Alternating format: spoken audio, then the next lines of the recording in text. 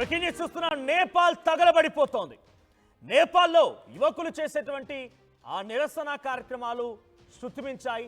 పెద్ద ఎత్తున అక్కడి అధికారులని, ముఖ్యంగా మంత్రులని సైతం మీరు చూడండి, సర్కిల్లో కనబడుతోంది విష్ణు బొపాయ్. అక్కడ ఫైనాన్షియల్ మినిస్టర్ తిరగబడి పరిగెత్తించి ఇష్టం వచ్చినట్టుగా పిడిగుద్దులతో రెచ్చిపోయారు యువత అంతా. అంటే అక్కడ ఎంతటి స్థాయిలో ఒక ఉద్యమం జరుగుతుందో అర్థం చేసుకోవచ్చు.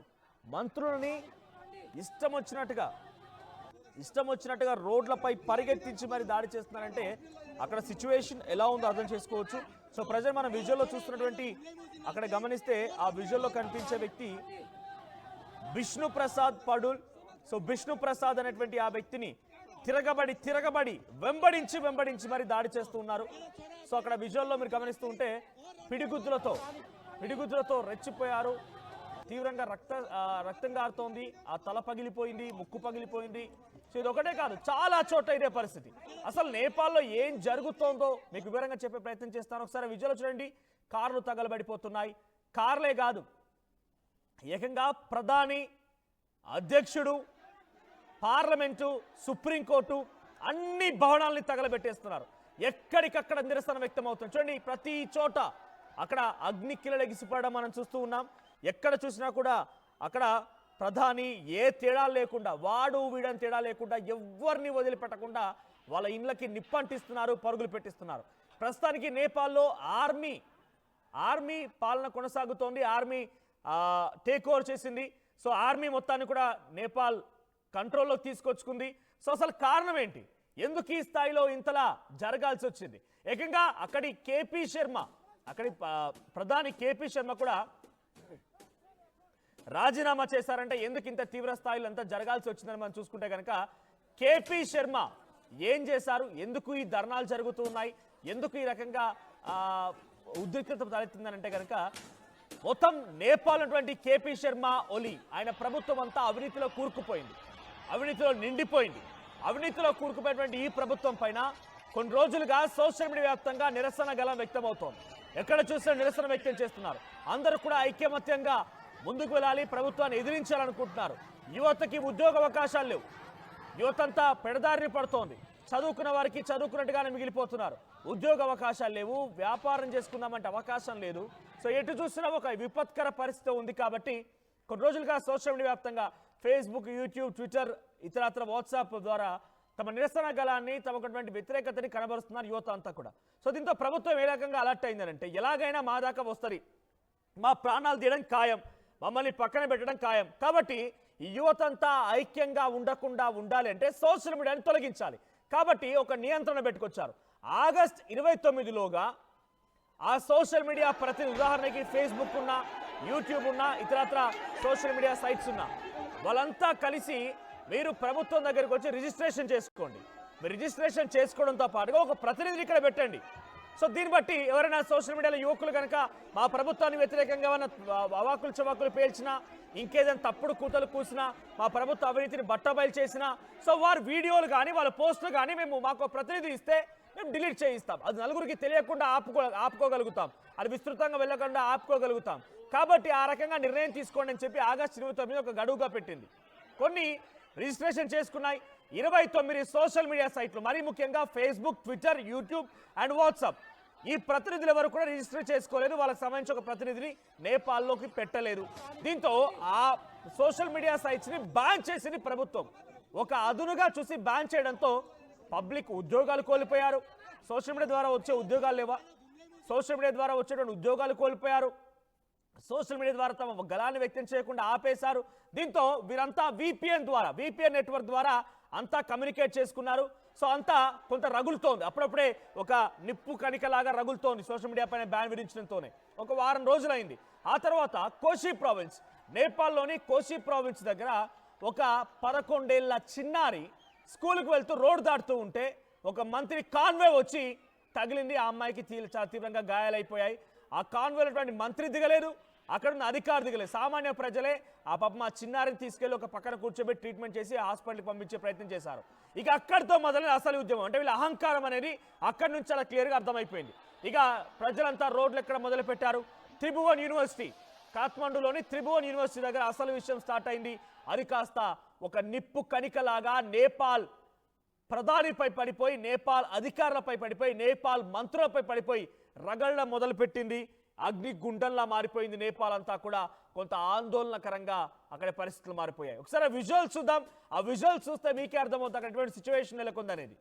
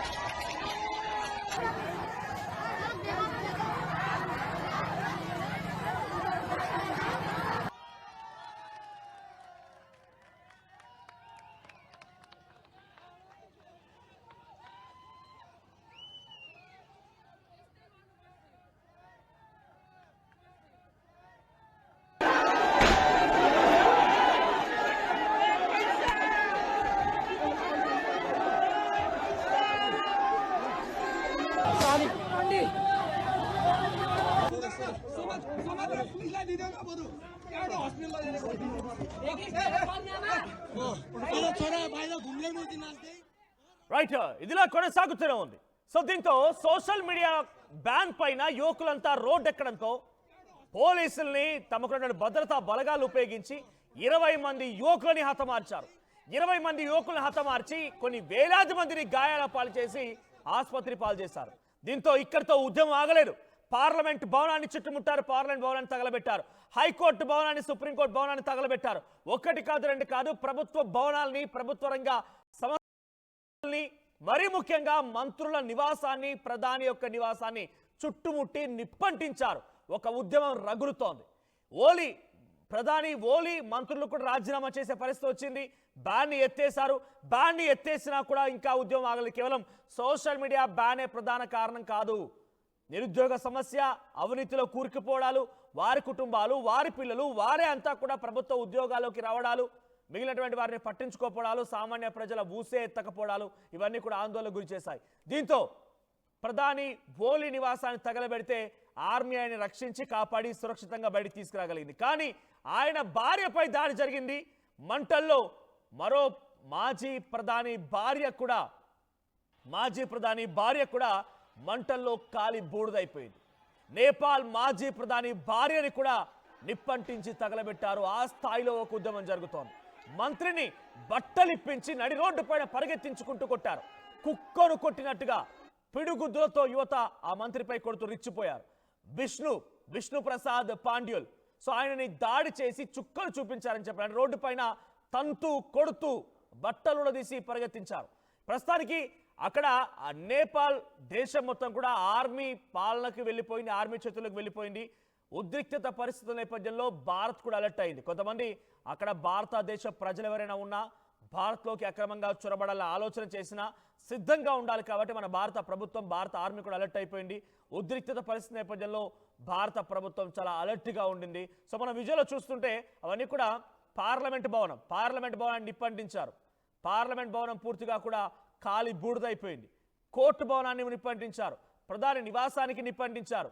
ఇలా ఒకటి కాదు, రెండు కాదు, చాలా సంఘటనలు ఉన్నాయి. ఒకసారి దేశ విదేశాల్లో ఇదే మాదిరిగా దేశాల్లో ఆందోళన రేకెత్తించిన పరిస్థితులు కానివ్వండి, ఆందోళన జరిగిన సంఘటనలు కానివ్వండి, అక్కడి నుంచి దేశం వదిలి పారిపోయేటువంటి ప్రధానులు, దేశం వదిలి పారిపోయే అధ్యక్షులు, వాళ్ళకి సంబంధించి లిస్ట్ చూస్తే దాంట్లో మొదటి పేరు మనకు ప్రధానంగా వినిపించేది షేక్ హసీనా.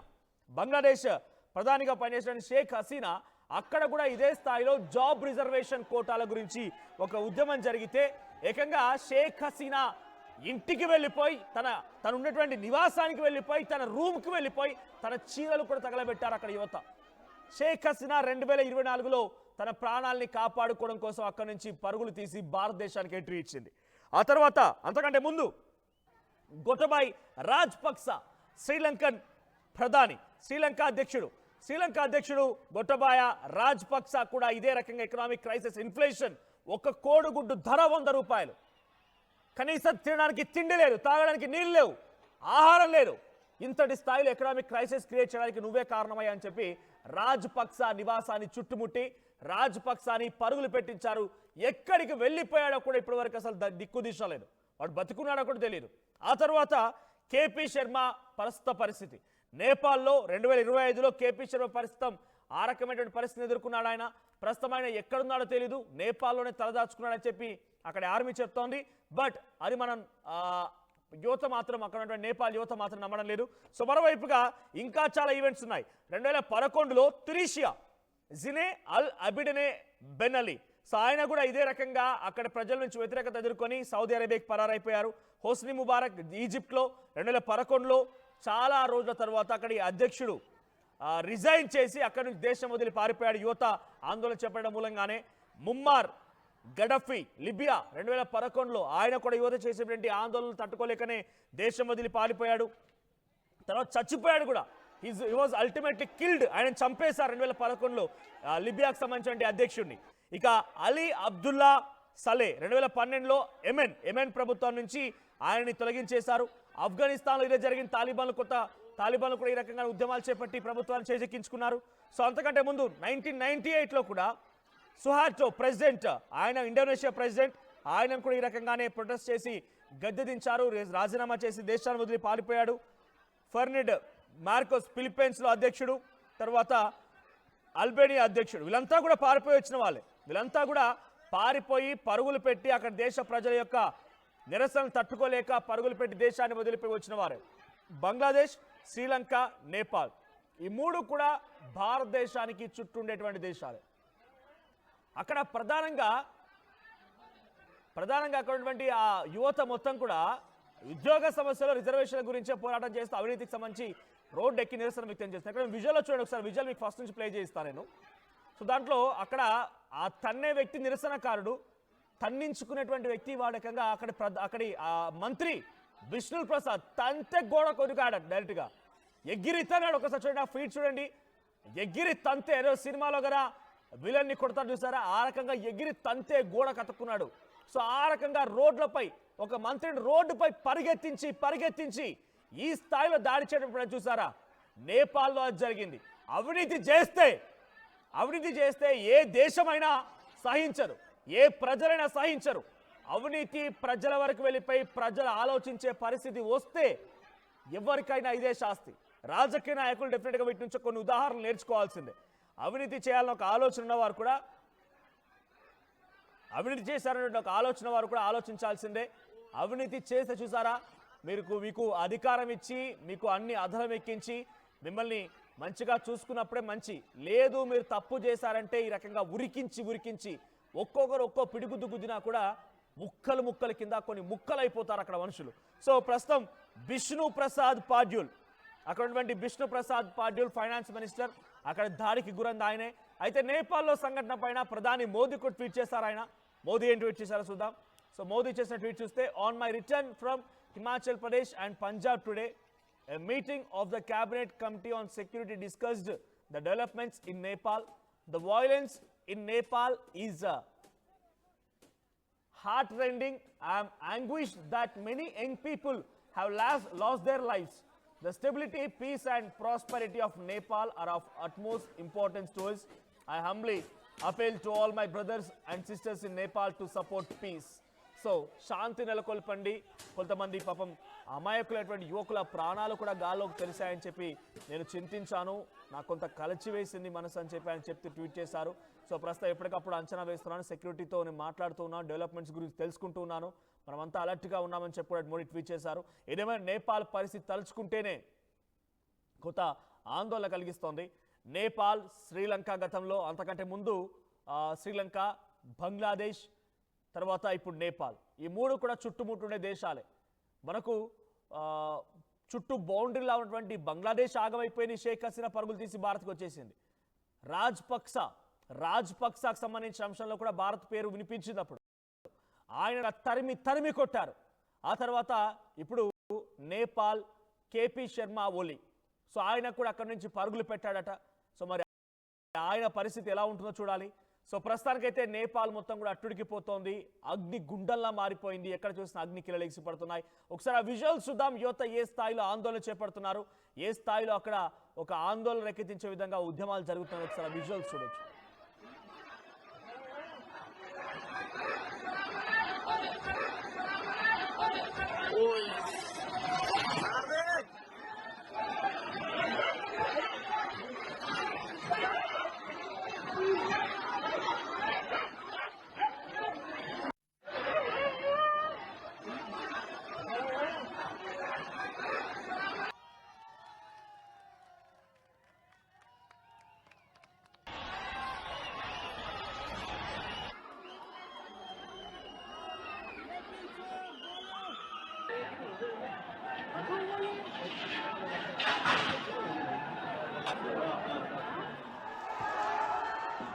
సో దీన్ని బట్టి ప్రపంచ దేశాల్లో ఉన్నటువంటి దేశాధినేతలు కానివ్వండి, అక్కడ మంత్రులు కానివ్వండి, ఒక విషయం వాళ్ళకి గుర్తెరగాలి ఏంటంటే అవినీతి జరిగితే సహించరు. యువత ఇంకా కూడా మీరు వేసేటువంటి ఉద్యోగాల నోటిఫికేషన్ల కోసమో ఎప్పుడెప్పుడు అని ఎదురు చూసే పరిస్థితి మొత్తం కూడా చేజారిపోయింది. మీ పిల్లలేమో, దేశాధినేతలు ఉన్నటువంటి పిల్లలేమో, దేశాలను పరిపాలించే పాలకుల పిల్లలేమో పెద్ద పెద్ద ఉద్యోగాలు, బ్రాండెడ్ కార్లు, ఫోన్లు, రకరకాల లగ్జీరియస్ అండ్ లావిష్ లైఫ్ని గడుపుతూ ఉంటే మేము ఇంకా మీరు చెప్పేటువంటి మాటలు నమ్మి, మీరు రెచ్చగొట్టే విధానాలు నమ్మి వాటి వరకు ఆగిపోవాలా? ఇప్పుడు నేపాల్లో జరిగింది అదే. కొంతమంది త్రిభువన్ యూనివర్సిటీకి సంబంధించిన పిల్లలు మీడియాతో మాట్లాడుతూ, యూనివర్సిటీకి సంబంధించిన విద్యార్థులు మాట్లాడుతూ వారు ఏం చెప్తున్నారంటే, మేమేమో ఖాళీ కడుపుతో నిరుద్యోగ సమస్యతో తినక చాలని బతుకులు బతుకుతూ ఉంటే వాళ్ళ పిల్లలేమో లగ్జరీస్ అండ్ లావిష్గా బతుకుతూ ఉన్నారు. వాళ్ళు ట్విట్టర్లో, సోషల్ మీడియాలో పెట్టేటువంటి వీడియోలు చూసి కడుపు రగులుతోంది. ఏం చదువురాని సన్నాసులు మంత్రులు అయిపోయి వాళ్ళ పిల్లలు కూడా ఈరోజు మంచి పొజిషన్లో ఉంటే, పిహెచ్డీలు చేసి, పీజీలు చేసి, డబల్ చదువులు చదివి, రెక్కాడితే కానీ డొక్కాడని జీవితాలతో మా తల్లిదండ్రులను చదివించి మేము ఇంకా నిరుద్యోగ సమస్యతో బాధపడుతూ ఈ రకంగానే ఏ ఉద్యోగం లేక, సద్యోగం లేక ఇంటికి భారంగా మారిపోతుంటే మా పరిస్థితి ఏం కావాలని చెప్పి త్రిభువన్ యూనివర్సిటీలో చదువుకునే విద్యార్థులు చెప్తూ ఉన్నారు. అందుకే ఎక్కడైనా గుర్తుపెట్టుకోండి, అవినీతికి జరిగితే సహనం సమయం కొంత ఉంటుంది, దానికోసం విద్యార్థులంతా ఆలోచిస్తారు. కానీ ఒక్కసారి సహనం సమయం దాటింది అంటే నేపాల్ లాంటి పరిస్థితి ఎక్కడ వచ్చినా కూడా ఆశ్చర్యపోకండి. ప్రస్తుతం యువత మొత్తం కూడా కేవలం సోషల్ మీడియాకే పరిమితం అయిపోయింది. కొంత మనం ఇచ్చేటువంటి తాయిలాలకి, ఉద్యోగాలకే పరిమితం అయిపోయిందని మీరు పొరపాటు పడ్డట్టే. ఏఐ యుగం ఇది, ఆర్టిఫిషియల్ ఇంటెలిజెన్స్ యుగం ఇది. చూడండి, ఇక్కడ మనకు కనబడుతున్న ఫోటోలో మాజీ ప్రధాని భార్య కాలి బూడిదైపోయింది. యువత ఆగ్రహానికి, యువత పెట్టిన నిప్పుకి కాలి బూడిదైపోయింది మాజీ ప్రధాని భార్య. సో నేపాల్లో చాలా ఎక్స్ట్రీమ్ సిచ్యువేషన్ కనబడుతోంది. అక్కడ కాలి బూడిదైపోయింది ఒక మాజీ ప్రధాని భార్య అంటే అర్థం చేసుకోండి ఏ స్థాయిలో అక్కడ ఉద్యమం జరుగుతుందనేది. అవినీతికి వ్యతిరేకంగా మీ అవినీతి పరిపాలనకు వ్యతిరేకంగా అక్కడ నేపాల్లో యుద్ధం కొనసాగుతోంది. డెఫినెట్గా దీన్ని ఒక ఉదాహరణగా తీసుకొని దేశాధినేతలు, ప్రపంచ దేశాల్లో పరిపాలిస్తున్న ఆ పాలకులు కూడా అర్థం చేసుకోవాల్సిందే. సో ఇక్కడ కొన్ని కామెంట్స్ కూడా వస్తూ ఉన్నాయి. సో రాజేందర్ జడి హాయ్ అని కామెంట్ చేశారు. సో నిజంగానే ఇక్కడ పోల్ కూడా ఉంది. ఈ పోల్లో మేము భారత్లో కూడా అవినీతి పెరిగిందని భావిస్తున్నారా అంటే 80% మంది అవినీతి పెరిగిందని సమాధానం చెప్తున్నారు. సో ఇది పబ్లిక్ రియాక్షన్, ఇది పబ్లిక్ వాళ్ళ స్వతహాగా వాళ్ళు వేసినటువంటి ఆ పోల్లో పార్టిసిపేట్ చేసిన విధానం. భారత్లో అవినీతి పెరిగిందని భావిస్తున్నారంటే 80% మంది పెరిగిందని భావిస్తున్నామంటున్నారు. సో అవినీతి పెరిగినప్పుడే ఉద్యమాలు పుడుతూ ఉంటాయి, ప్రజలకి సంక్షేమం దూరమైనప్పుడే ఉద్యమాలు పెరుగుతూ ఉంటాయి. సో కేవలం పాలకుల్లాగా వచ్చి పరిపాలించి వెళ్ళండి అయ్యా అంటే మేమే మొత్తం శాసిస్తామని రకంగా వాళ్ళ అహంకార దుందురుకు స్వభావాలే ప్రజలు రెచ్చగొడుతూ ఉంటుంటాయి. సో యువత ఇప్పుడు ఏఐ టెక్నాలజీ కొనసాగుతుంది. ఒకటి గుర్తుపెట్టుకోండి, చాలా స్ట్రాంగ్ అండ్ కాన్ఫిడెంట్. ఇంకా మరీ ముఖ్యంగా భారతదేశపు యువతతో పెట్టుకోబడేవాడు కూడా బతికి బట్టగట్టినట్టుగా దాఖలాలు లేవు. సో కాబట్టి అవినీతి పరులు ఎవరైతే ఉన్నారో దీన్ని ఒక ఉదాహరణగా తీసుకొని నడి రోడ్డుపైకి తీసుకొచ్చి మీ బట్టలు తీసి కొట్టకంటే మునిపే మీలో ఎవరైనా కనుక అవినీతి పరులు ఉంటే మార్చుకోండి పద్ధతిని. మీ అవినీతిని మొత్తం కూడా తగ్గించుకోండి, అవినీతిని మార్చుకోండి, ప్రజల కోసం పనిచేయండి, జీతాలు తీసుకోండి, ప్రజల గౌరవాలని, మరణాలని పొందండి. అంతేగాని అవినీతిలో కూరుకుపోయి ఉంటామంటే బట్టలుడ తీసి నేపాల్ జరిగిన సంఘటనే రిపీట్ అయ్యే అవకాశాలు ప్రతిసారి కూడా జరుగుతూ ఉంటాయి. షేక్ హసీనా విషయంలో చూసాం, రాజపక్స విషయంలో చూసాం, ఇప్పుడు కేపీ శర్మ విషయంలో చూస్తున్నాం. సో దయచేసి అవినీతి పరులు ఎవరైనా ఉంటే ఇక్కడ మీ పద్ధతి మార్చుకోండి. యువతకి ఆగ్రహానికి మీరు కూడా ఆహుతి అవ్వకండి, యువత ఆగ్రహానికి మీరు బూడిదైపోకండి, తస్మాత్ జాగ్రత్త అంటూ కూడా ఇది ఒక ఉదాహరణగా మనకు లైవ్లీగా అర్థమవుతోంది. సో మీ అభిప్రాయం ఏంటి కామెంట్ చేయండి. నేపాల్ జరిగినటువంటి ఈ సంఘటన ఎటువంటి సాక్షాత్కారంగా ఉంది, దీనికి ఉదాహరణగా మనం ఇంకా ఏ అంశాలను తీసుకోవచ్చు, మీ అభిప్రాయాన్ని కామెంట్ చేసే ప్రయత్నం చేయండి.